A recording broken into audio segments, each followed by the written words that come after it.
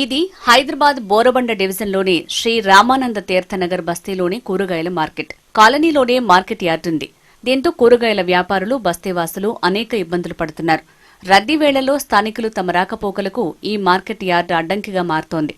అదే సమయంలో మార్కెట్ కంటూ ఓ భవనం లేక కూరగాయల వ్యాపారులు కూడా ఇబ్బందులు పడుతున్నారు.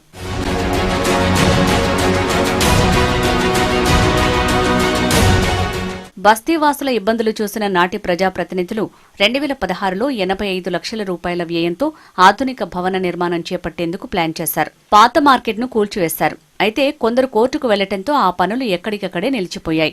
నిర్దిష్ట సమయంలోపు భవనం పూర్తి చేయకపోవడంతో మంజూరైన నిధులు సైతం వెనక్కిపోయాయి. కాలనీలో ప్రత్యేకంగా కమ్యూనిటీ హాల్, మార్కెట్ అందుబాటులో లేకపోవడంతో ప్రజలు ఇబ్బందులు పడుతున్నారు. ఎస్ఆర్టీ నగర్ బస్తీ ఏర్పాటై 40 ఏళ్లకు పైగా అవుతోంది. బస్తీలో 205కు పైగా కుటుంబాలు, సుమారు 700 మంది ఓటర్లున్నారు.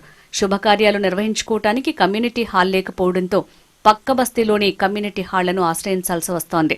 ఫలితంగా అద్దె చెల్లించడం భారంగా మారుతోందని వాపోతున్నారు. రోడ్డుపై కూరగాయలు అమ్ముకోవాలంటే చాలా ఇబ్బందిగా ఉంది.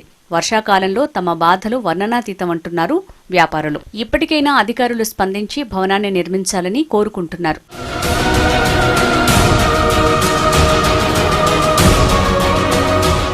కూరగాయల మార్కెట్ కంటూ ఓ నిర్మాణం లేకపోవడంతో కూరగాయల విక్రయాలు రోడ్లపై జరుగుతున్నాయి. దీంతో వాహనదారులు, ప్రజలు ఇబ్బంది పడుతున్నారు.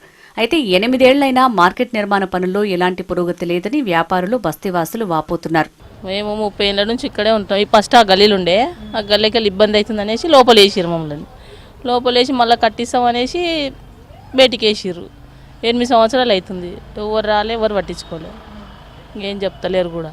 గిట్టనే వస్తారు, తీసుకొని పోతారు, కట్టిస్తాం అంటూ కట్టిస్తలేరు. ఇంకా మాకు ఇట్లకి బండి రానికి ఇబ్బంది అవుతుంది, తీసేయరు అంటారు బస్తాలు కూడా.